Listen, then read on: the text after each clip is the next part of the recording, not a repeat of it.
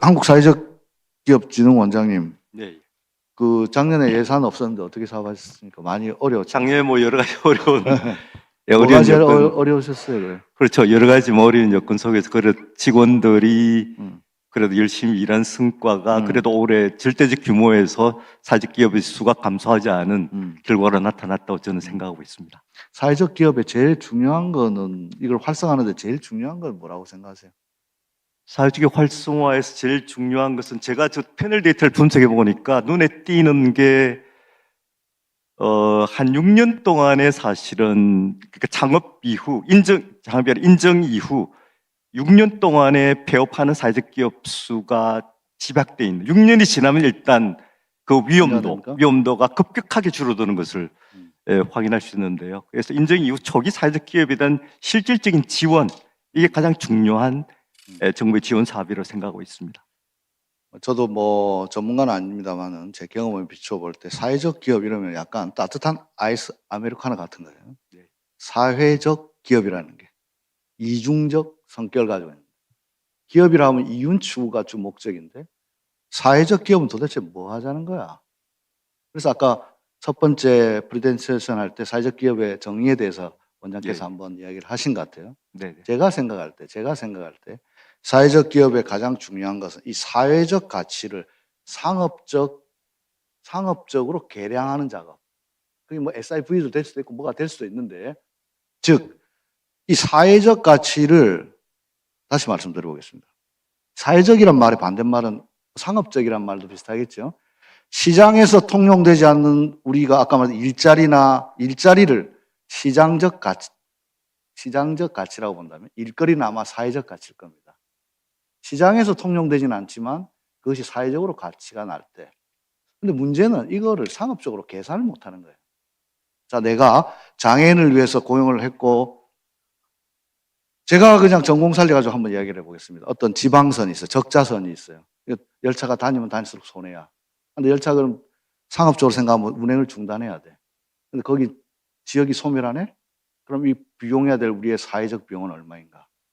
그럼 이 열차가 운행했을 때 상업적으로는 일부 적자가 나더라도 그 마을이 활성화되고 뭔가 된다면 이걸 돈으로 환산했을 때, 또 환경 오염을 더 적게 시켰을 때 이걸 환산한다면, 이 기업이 가지는 가치는 단순히 좋은 일 한다가 아니라 경제적으로 비용을 낮추는구나. 그걸 환산해가지고 그럼 그만큼 원장께서 이야기하는 지원을 할 수 있는 근거가 마련될 것 같은데요. 그런 것들에 대한 견해는 어떠십니까? 그러니까 사회적 가치를 계량화하는 두 개의 방법이 있는, 저희 사용하는 것 SPI라는 지표는 사실은 방금 장관님께서 말씀하신 그런 방식은 아니고요. 그러니까 장관님께서 말씀하신 방식이 그 SPC라고 해서 SPI인가요? 하여간 저 영국에서 하고 있는 대표적인 지표 계산 그런 것도 방식이 있고 PSO라 해서 Public Service Obligation이라고 하는 그 것도 방식인데 있고. 저희가 지금 올해 사업 중에 수십억 규모로 추진한 사업이 바로 SPI 통해서 실질적으로 성과를 계량화하는 그 사업을 저희가 하고 올해 지금 계획하고 있습니다. 그래서 열심히 그 제도를 설계하고 있는 이런 상황이고요. 지금 근데 그렇게 했을 때 제일 큰 문제 중에 하나가 사실은 우리가 SPI 지표할 때 SPI 측정하는, 우리가 이제 저희 직원이 하기도 하고 또는 민간의 전문가들 맡기기도 하는데 저 비용 자체가 한 11만 원, 12만 원 정도밖에 안 되거든요. 근데 SPI 그 지표 측정할 때는 한 개당 거의 뭐 한 100만 원이 넘는, 굉장히 말하자면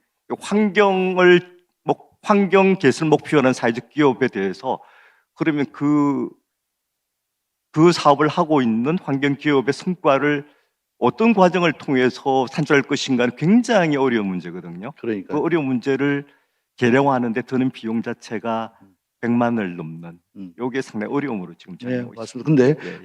맞습니다. 근데 제가 드리고 싶은 말씀의 요지는, 우리가 사회적 기업, 장애인도 마찬가지인 거, 이게 어떤 시혜적으로 뭐 이런 차원의 문제가 아니라는 거예요. 결국 AI든 무엇이든 아무리 기술이 발달하고 하지만 우리 사회 공동체는 유지돼야 되고, 그 사회 공동체가 붕괴되었을 때 비용에 대한 우리의 사회적 비용은 어마어마한 것인데 우리는 이것들을 몰각하고 있거나 아니면 계산을 못하거나 어렴풋이 알긴 알겠는데 돈으로 환산하기 어려운 거예요.